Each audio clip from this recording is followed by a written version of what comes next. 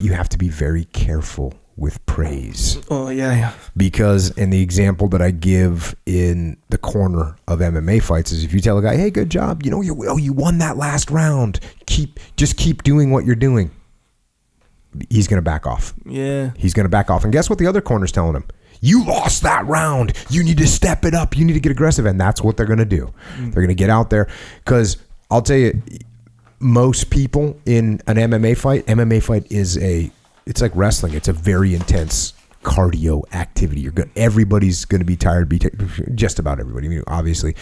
So when you get two guys, let me rephrase that. When you get two guys that are evenly matched and are going at it hard, they're both going to be tired. And so they're going to want a little bit of a rest. So if you give them that opportunity to back off the throttle just a little bit, subconsciously they're going to do it. Because they think they're doing good. They think they won that last round.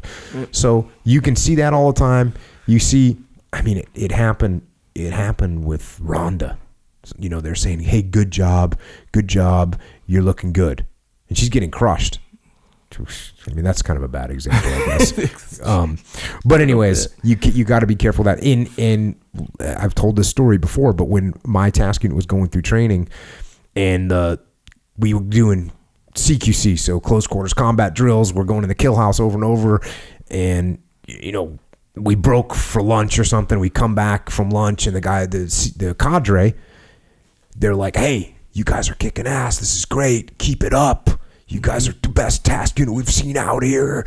You guys are crushing it."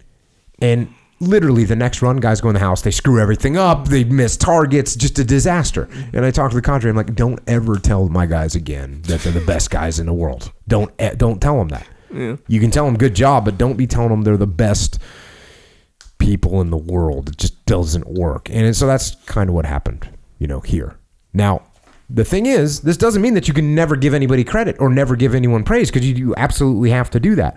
But what you have to do, you have to proactively counteract the mental lapse in intensity that's about to take place because you just compliment them. So how do you do that?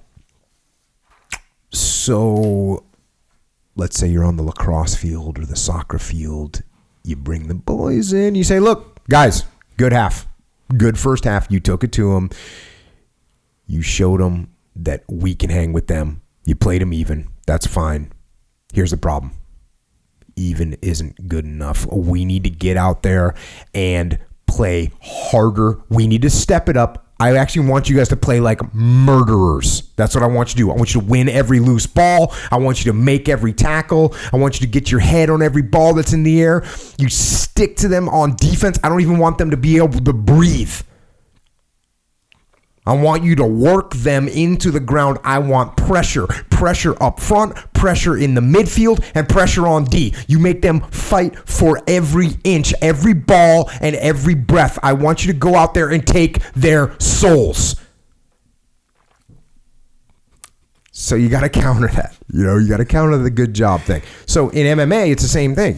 Hey, good round. It was a close round, but a good round. But listen, you can't let up right now. You need to step it up. He knows he has to step it up. I'm telling you, he knows he's got to step it up. And if you come out weak, he's going to get the upper hand right away. You need to put him away.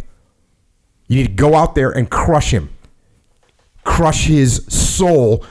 Turn it on and put this guy away. I want you to kill him. So that's what you need to do with that. Now, for tactical training, same thing. Because, I know this is police officers and SWAT teams and guys that are in the military. You're doing tactical training all the time, and you're going to see as the team comes together, they're going to start to do good. But like I said, if you give them too much, they're going to slack, right? So, when you're running your tactical training, for your guys, you say, look, hey guys, I see some good progress out there. We're making some good runs. But let me tell you, it's not good enough right now. Okay? This is the deal. The enemy can rely on luck. We can't. We rely on our training. We train to be prepared for anything that the enemy throws at us. So we're going to work as hard as we can and be as perfect as we can. So we are ready for the worst case scenario. So get jocked up for another run right now. And I want you to go in there like a band of bloodthirsty Viking shock troops on a damn berserker rage and crush this. So you want to bring that kind of counter, right? Mm-hmm. And then in combat, again, I just was talking to some guys yesterday, and it's the same thing, right? Complacency is the worst thing that can happen with your team when you're in a combat scenario. So when you're in combat, it's, look, hey guys, we're running some good operations, right? We got the upper hand, and that's good. But it's not good enough. We cannot be complacent, and we can't take our foot off the enemy's throat. We are going to be relentless. We are not going to give him the chance to regroup. He will not get the chance to recover. There will be no downtime for the enemy. And I'll tell you what, I don't even want the enemy to have a chance to bury their dead.